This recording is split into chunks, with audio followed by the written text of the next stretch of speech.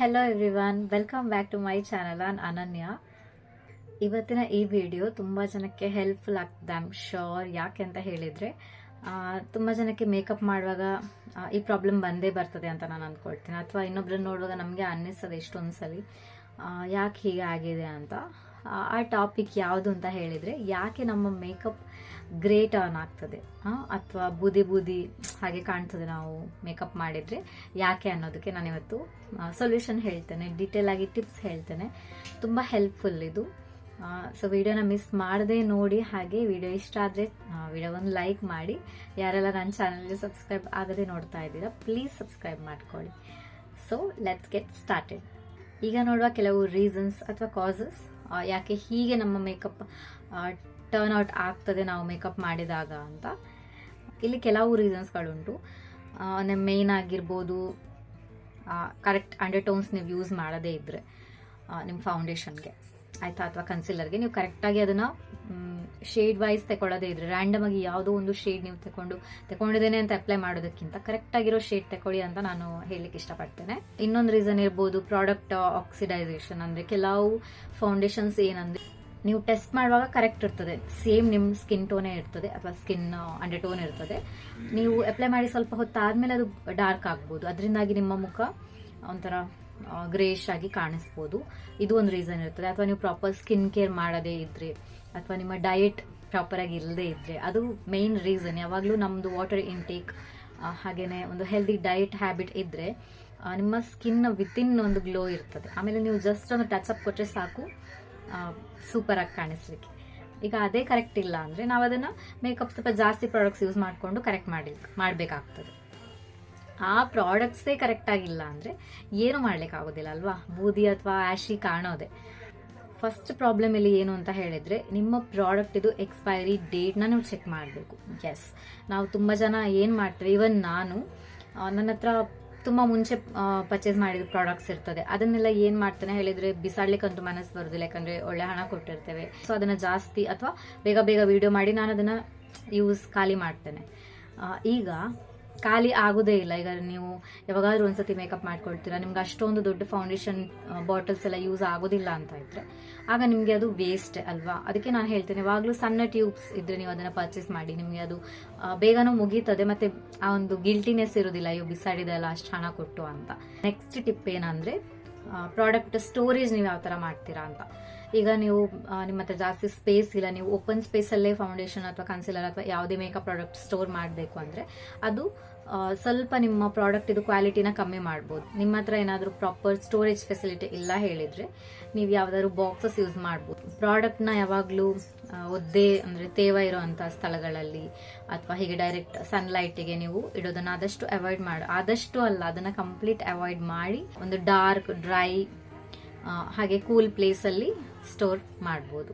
Next ಅಂದರೆ ಒಂದು correct under ಟೋನ್ನ ನೀವು ಸೆಲೆಕ್ಟ್ ಮಾಡೋದು, ಇದು ತುಂಬ ಇಂಪಾರ್ಟೆಂಟ್. ಇದು ನಿಮ್ಮ ಟೋಟಲ್ ಮೇಕಪ್ ಗೇಮನ್ನೇ ಚೇಂಜ್ ಮಾಡ್ಬೋದು. ನಾನು ಫಸ್ಟ್ ಹೇಳಿದೆ ಒಂದು ಪಾಯಿಂಟ್, ನೀವು ರ್ಯಾಂಡಮ್ ಆಗಿ ಯಾವುದಂದ್ರೆ ಒಂದು ಪ್ರಾಡಕ್ಟ್ ತಗೊಂಡು ಅಪ್ಲೈ ಮಾಡ್ಲಿಕ್ಕೆ ಆಗೋದಿಲ್ಲ. ನಿಮ್ಮ ಸ್ಕಿನ್ ಟೋನ್ ಯಾವುದು, ಅದರ ಅಂಡರ್ ಟೋನ್ ಯಾವುದು, ಇದನ್ನು ನೀವು ನೆನಪಲ್ಲಿ ಇಟ್ಕೊಳ್ಳೇಬೇಕು. ಅಥವಾ ನೀವು ಇನ್ ಪರ್ಸನ್ ಆಗಿ ಹೋಗಿ ತಗೊಂಡ್ರೆ ತುಂಬ ಒಳ್ಳೆಯದು ಆನ್ಲೈನ್ ಪರ್ಚೇಸ್ಗಿಂತ. ನೀವೊಂದು ನಿಮ್ಮ ಪ್ರಾಡಕ್ಟ್ ಪರ್ಚೇಸಲ್ಲಿ ಎಕ್ಸಾಕ್ಟ್ ಥಾಟಲ್ಲಿದ್ದರೆ ಮಾತ್ರ ನೀವು ಅದನ್ನು ಆನ್ಲೈನಲ್ಲಿ ಪರ್ಚೇಸ್ ಮಾಡಿ. ಇಲ್ಲ ನಿಮಗೆ ಸ್ವಲ್ಪ ಆದರೂ ಕನ್ಫ್ಯೂಷನ್ಸ್ ಇತ್ತು ಹೇಳಿದರೆ ನೀವು ಅದನ್ನು ಸ್ಟೋರಲ್ಲಿ ಹೋಗಿ ತಗೊಂಡ್ರೆ ಒಳ್ಳೇದು ನಿಮಗೆ. ಇನ್ನು ಇಲ್ಲಿ ಅಂಡರ್ ಟೋನ್ಸ್ ಬಂದರೆ ತುಂಬ ಜನಕ್ಕೆ ತುಂಬ ಕನ್ಫ್ಯೂಷನ್ಸ್ ಉಂಟು, ನಮ್ದು ಅಂಡರ್ ಟೋನ್ ಯಾವುದು, ಸ್ಕಿನ್ ಟೋನ್ ಯಾವುದು ಅಂತ ಎಲ್ಲ. ಅದಕ್ಕೋಸ್ಕರ ನಾನೊಂದು ಡೆಡಿಕೇಟೆಡ್ ವಿಡಿಯೋ ತುಂಬ ಮೊದಲೇ ಮಾಡಿದ್ದೇನೆ, ಅದು ಫೌಂಡೇಶನ್ ಹೇಗೆ ಚೂಸ್ ಮಾಡೋದು ಅಂತ, ಕರೆಕ್ಟ್ ಫೌಂಡೇಶನ್ ಶೇಡ್. ಅದನ್ನು ನಾನಿಲ್ಲಿ ಐ ಕಾರ್ಡಲ್ಲಿ ಲಿಂಕ್ ಕೊಟ್ಟಿರ್ತೇನೆ, ಇಲ್ಲ ಡಿಸ್ಕ್ರಿಪ್ಷನಲ್ಲಿ ಲಿಂಕ್ ಕೊಟ್ಟಿರ್ತೇನೆ.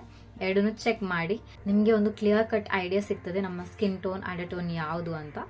ನೆಕ್ಸ್ಟ್ ಪಾಯಿಂಟ್ ಅಂದರೆ ನಿಮ್ಮ ಪ್ರಾಡಕ್ಟ್ನ ನೀವು ಟೆಸ್ಟ್ ಮಾಡುವಂಥದ್ದು. ನಾನು ಆಲ್ರೆಡಿ ಹೇಳಿದ್ದೇನೆ ಈ ಪಾಯಿಂಟ್. ಸ್ಟೋರಲ್ಲಿ ಅದನ್ನು ಚೆಕ್ ಮಾಡಿ ನೀವು ಅಪ್ಲೈ ಮಾಡಿ. ಇಲ್ಲಿಂದ ಜಾಲೈನಿಂದ ನೆಕ್ವರೆಗೂ ಒಂದು ಲೈನ್ ಹೀಗೆ ಲೈಟಾಗಿ ಲೈನ್ ಎಳೆದು ಅದನ್ನು ಬ್ಲೆಂಡ್ ಮಾಡಿ, ನಿಮಗೆ ನಿಮ್ಮ ಶೇಡಲ್ಲಿ ಯಾವುದು ಹತ್ತಿರ ಉಂಟು ಅಂತ ಗೊತ್ತಾಗ್ತದಲ್ಲ ಆ ಶೇಡ್ನ. ಆಮೇಲೆ ಒಂದು ಹಾಫ್ ಆನ್ ಅವರ್ ನೀವು ಹೀಗೆ ಎಲ್ಲ ಕಡೆ ಸುತ್ತಾಡಿ ಫೈನಲಿ ನೀವು ಮತ್ತೆ ನೋಡಿದರೆ ನಿಮಗೆ ಅದು ಮ್ಯಾಚ್ ಇರಬೇಕು. ಯಾವುದೇ ಥರ ಆಕ್ಸಿಡೈಸೇಷನ್ ಅಥವಾ ಡಾರ್ಕ್ ಲೈಟ್ ಹೀಗೆ ಆದಾಗೆ ಇರಬಾರ್ದು. ನಿಮ್ಮ ಎಕ್ಸಾಕ್ಟ್ ಸ್ಕಿನ್ನಲ್ಲಿ ಇದು ಮೆಲ್ಟ್ ಆಗಿದೆ ಅಂತ ಹೇಳಿದರೆ ಅದು ನಿಮ್ಮ ಎಕ್ಸಾಕ್ಟ್ ಮ್ಯಾಚ್. ನೀವು ಹಾಗೆ ಚೆಕ್ ಮಾಡ್ಬೋದು. ಆಮೇಲೆ ನೀವು ಬೇಕಾದ್ರೆ ಸ್ಟೋರಲ್ಲಿ ಅಥವಾ ಆಫ್ಲೈನಲ್ಲಿ ನೀವು ಅದನ್ನ ಪರ್ಚೇಸ್ ಮಾಡ್ಬೋದು. ನೆಕ್ಸ್ಟ್ ಪಾಯಿಂಟ್ ಏನಂದ್ರೆ, ಒಂದು ಮೇಕಪ್ ಇದು ಬಿಫೋರ್ ಸ್ಕಿನ್ ಕೇರ್ ಇರ್ಬೋದು, ಅಥವಾ ಮೇಕಪ್ ಅಲ್ಲಿ ನಾವು ಏನೇನೋ ಒಂದು ಸ್ಕಿನ್ ಪ್ರೆಪ್ ಮಾಡಬೇಕಲ್ಲ, ಆ ಸ್ಟೆಪ್ಸ್ ಅಲ್ಲಿ ನೀವು ಅದನ್ನ ಹೇಗೆ ಪ್ರಿವೆಂಟ್ ಮಾಡ್ಬೋದು ನಿಮ್ಮ ಮೇಕಪ್ ಗ್ರೇ ಆಗಿ ಟರ್ನ್ ಆಗೋದು ಅಂತ ನೋಡುವ. ಫಸ್ಟ್ ಏನಂದ್ರೆ ಮಾಯಿಶ್ಚರೈಸಿಂಗ್. ವೆಲ್ ಮಾಯಿಶ್ಚರೈಸ್ಡ್ ಸ್ಕಿನ್ ಯಾವಾಗಲೂ ನಿಮಗೆ ಒಳ್ಳೆ ರಿಸಲ್ಟ್ ಕೊಡ್ತದೆ. ಮೇಕಪ್ ಅಲ್ಲಿ ನೀವು ಎಷ್ಟು ಸ್ಕಿನ್ನ ಮಾಯಿಶ್ಚರೈಸ್ ಮಾಡ್ತೀರಾ ಅಷ್ಟು ಒಂದು ಎಫೆಕ್ಟಿವ್ ಲೇಯರ್ ಒಂದು ನಿಮ್ಮ ಸ್ಕಿನ್ ಮೇಲೆ ಇರ್ತದೆ.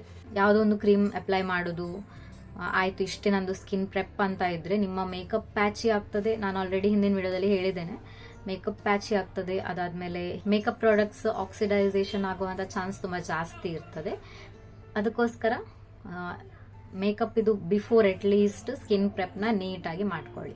ಈಗ ಇಲ್ಲಿ ನಾನು ವೈಟಮಿನ್ ಸಿ ಸೀರಮ್ ಯೂಸ್ ಮಾಡ್ತಾ ಇದ್ದೇನೆ.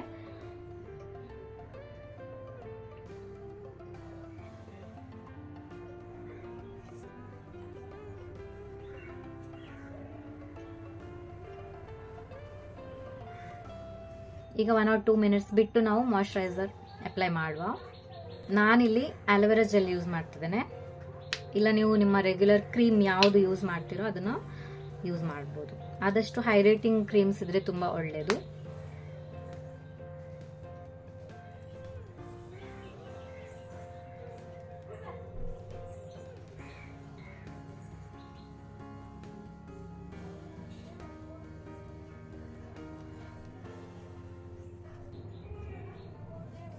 ನೋಡಿ, ಮಾಯಿಶ್ಚರೈಸೇಷನ್ ಆದಮೇಲೆ ಇನ್ನು ನಿಮ್ಮ ಸ್ಕಿನ್ ತುಂಬ ಪ್ಲಂಪಿ ಆಗ್ತದೆ. ತುಂಬ ಅಂದರೆ ಫೀಲೇ ತುಂಬ ಸಾಫ್ಟ್ ಆಗಿರ್ತದೆ, ಸ್ಮೂತ್ ಆಗಿರ್ತದೆ. ಇನ್ನು ಒಂದು ಫರ್ದರ್ ಸ್ಟೆಪ್ ಹೋಗಿ ನಾನು ಈ ಲ್ಯೂಮಿ ಕ್ರೀಮ್ನ ಅಪ್ಲೈ ಮಾಡ್ತೇನೆ. ಪ್ರಾಡಕ್ಟ್ ಲಿಂಕ್ಸ್ ನಾನು ಕೊಟ್ಟಿರ್ತೇನೆ, ಚೆಕ್ ಮಾಡಿ. ಇದು ಇನ್ನು ನಿಮ್ಮ ಸ್ಕಿನ್ನ ಅಂದರೆ ಒಂದು ಗ್ಲೋಯಿ ಹೆಲ್ದಿ ಲುಕಿಂಗ್ ಹಾಗೆ ಮಾಡ್ತದೆ.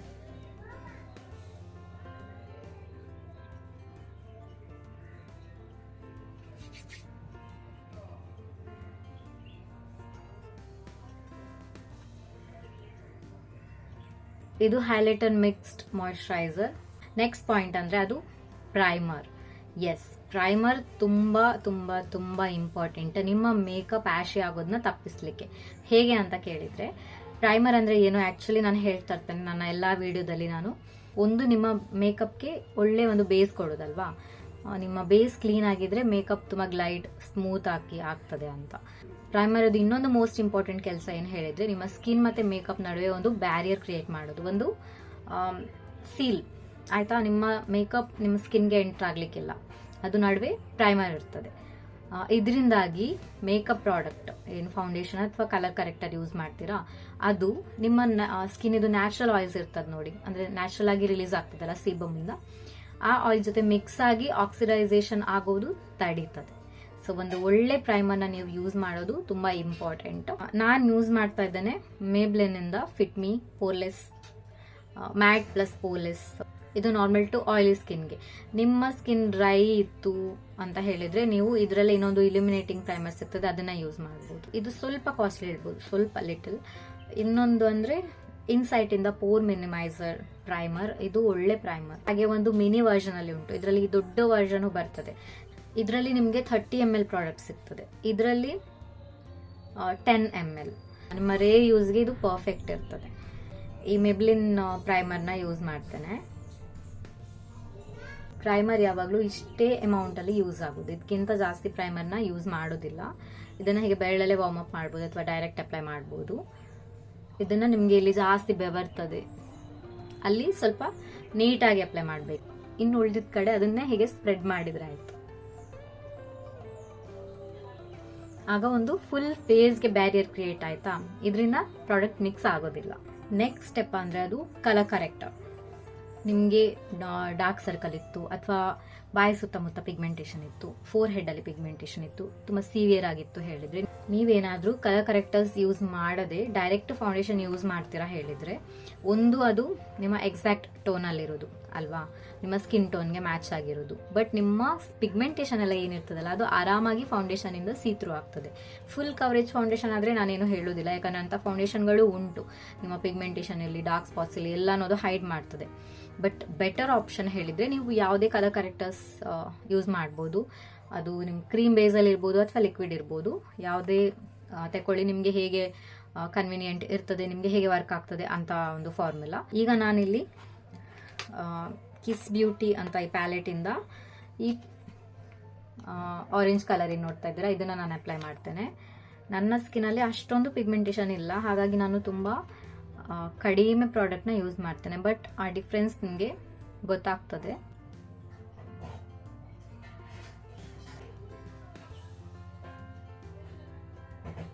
ನೋಡಿ, ಈಗ ನಿಮಗೆ ಡಿಫ್ರೆನ್ಸ್ ಗೊತ್ತಾಗ್ತದೆ ಅಂತ ನಾನು ಅಂದ್ಕೊಳ್ತೇನೆ.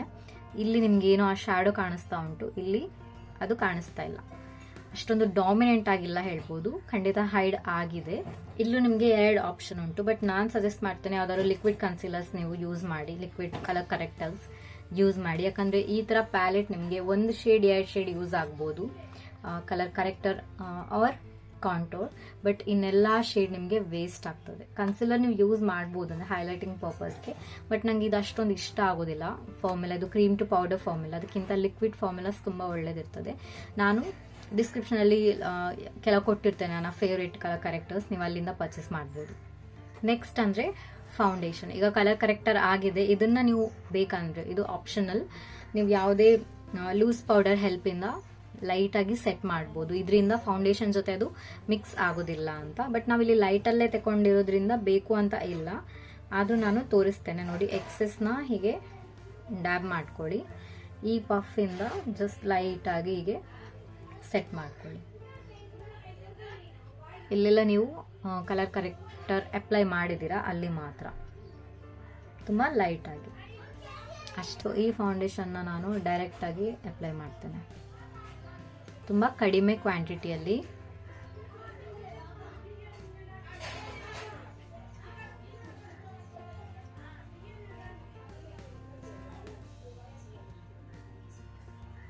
ಯಾವಾಗಲೂ ಫೌಂಡೇಶನ್ದು ಥಿನ್ ಲೇಯರ್ನ ಅಪ್ಲೈ ಮಾಡಬೇಕು. ಈಗ ನಾನಿಲ್ಲಿ ಜಾಸ್ತಿ ತಗೊಂಡಿದ್ದೇನೆ ಅಂತ ನಿಮಗೆ ಅನ್ನಿಸಿರ್ಬೋದು, ಬಟ್ ಹೀಗೆ ನಾನು ಇದನ್ನು ಬ್ಲೆಂಡ್ ಮಾಡಿದರೆ ಇದು ನಾನು ಒಂದು ಸೈಡಿಗೆ ಸಾಕಾಗೋದಿಲ್ಲ. ಮೇಕಪ್ ಪ್ರಾಡಕ್ಟ್ಸ್ ನೀವು ಯಾವುದೇ ಯೂಸ್ ಮಾಡಿ, every time less is more. ಎಷ್ಟು ಕಡಿಮೆ ಯೂಸ್ ಮಾಡ್ತೀರಾ ಅಷ್ಟು ನ್ಯಾಚುರಲ್ ಆಗಿ ಚೆನ್ನಾಗಿರ್ತದೆ. ಹಾಗೇನೆ ಕಂಪೇರ್ ಮಾಡಿದರೆ ಥಿಕ್ ಲೇಯರಲ್ಲಿ ಆಕ್ಸಿಡೈಸೇಷನ್ ಆಗುವಂಥ ಚಾನ್ಸ್ ತುಂಬ ಜಾಸ್ತಿ ಇರ್ತದೆ. ಅದಕ್ಕೆ ತುಂಬ ಕಡಿಮೆ ಪ್ರಾಡಕ್ಟ್ನ ಯೂಸ್ ಮಾಡಿ ಅಂತ ಹೇಳೋದು. ಈಗ ಬ್ಲೆಂಡರ್ ಹೆಲ್ಪಿಂದ ನಾನು ಇದನ್ನು ಬ್ಲೆಂಡ್ ಮಾಡ್ಕೊಳ್ತೇನೆ.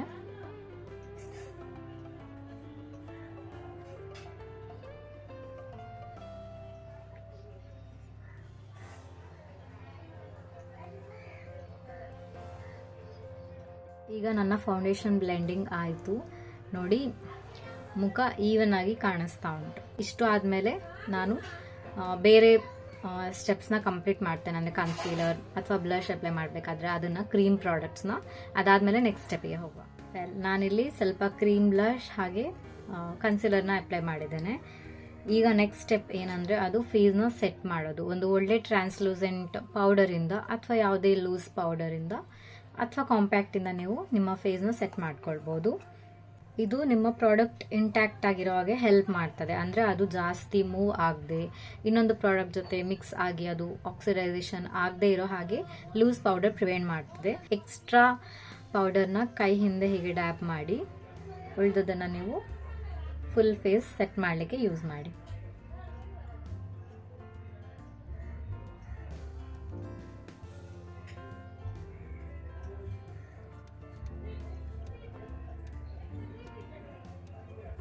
ಡನ್. ಈಗ ನಮ್ಮ ಮೇಕಪ್ ಸೆಟ್ ಆಯಿತು ನೀಟಾಗಿ. ಇನ್ನೊಂದು ಮೋಸ್ಟ್ ಇಂಪಾರ್ಟೆಂಟ್ ಅಂದರೆ ಸೆಟ್ಟಿಂಗ್ ಸ್ಪ್ರೇನ ಯೂಸ್ ಮಾಡೋದು. ನೀವು ಯಾವುದೇ ಸೆಟ್ಟಿಂಗ್ ಸ್ಪ್ರೇ ಯೂಸ್ ಮಾಡಿ, ಆದಷ್ಟು ಟ್ರಾನ್ಸ್ಲೂಸೆಂಟ್ ಪೌಡರ್ ನಿಮ್ಮ ಮೇಕಪ್ನ ಸೆಟ್ ಮಾಡ್ತದೆ. ಬಟ್ ಇನ್ನೂ ಒಂದು ಸ್ಟೆಪ್ ಫರ್ದರ್ ಹೋಗಿ ನೀವು ಮೇಕಪ್ ಸೆಟ್ಟಿಂಗ್ ಸ್ಪ್ರೇನ ಯೂಸ್ ಮಾಡ್ಬೋದು. ಆಯಿಲಿ ಸ್ಕಿನ್ ಅವರೊಂದು ಯೂಸ್ ಮಾಡ್ಬೋದು, ಡ್ರೈ ಸ್ಕಿನ್ ಅವರೇ ಬೇರೆ ಯೂಸ್ ಮಾಡಬೇಕಾಗ್ತದೆ. ಸೊ ನೋಡ್ಕೊಂಡು ನೀವು ಸೆಟ್ಟಿಂಗ್ ಸ್ಪ್ರೇನ ಚೂಸ್ ಮಾಡಿ.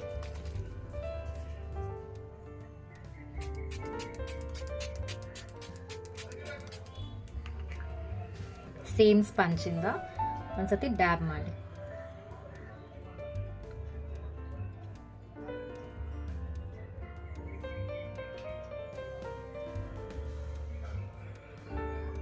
ನಾನು ನನ್ನ ಮೇಕಪ್ನ ಫಿನಿಶ್ ಮಾಡಿ ನಿಮಗೆ ಸಿಗ್ತೇನೆ. ಇನ್ನೊಂದು ಇಂಪಾರ್ಟೆಂಟ್ ಪಾಯಿಂಟ್ ಮಿಸ್ ಔಟ್ ಆಯಿತು, ಅದು ಯಾವುದು ಹೇಳಿದರೆ ನೀವು ಪ್ರಾಡಕ್ಟ್ನ ಮಿಕ್ಸಿಂಗ್ ಮಾಡೋದನ್ನ ಅವಾಯ್ಡ್ ಮಾಡಬೇಕಾಗ್ತದೆ.